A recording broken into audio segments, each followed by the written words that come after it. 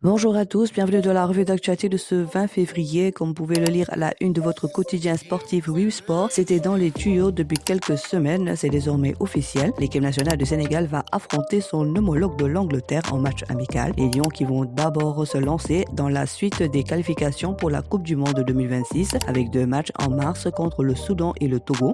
Retrouvent les Three Lions au City Ground de Nottingham le 10 juin 19h45 GMT et il y aura bien des retrouvailles entre Lions. Chez les Lions, après des discussions intenses ces dernières heures, la Fédération sénégalaise de football a trouvé son arrangement. Les Lions, malgré le forfait de leur adversaire tchadien pour cette trêve internationale, vont quand même se regrouper et retrousser les manches en vue de la Coupe d'Afrique des Nations 2026. En foot de sable, le Sénégal domine largement les Seychelles en match amical 10-3. Ce premier test grandeur nature s'inscrit dans une série de 3 rencontres amicales entre les deux nations. Les deux équipes vont se retrouver demain à 16h sur la plage de Diamalai pour le second match test. Afro-Basket 2025, les Lions du Sénégal ont entamé leur campagne de qualification pour l'Afro-Basket 2025 avec une première séance d'entraînement hier matin à Rabat. Le rendez-vous est donc pris du 21 au 23 février à Rabat où les Lions devront imposer leur force collective et leur talent individuel pour décrocher la qualification et briller dans cette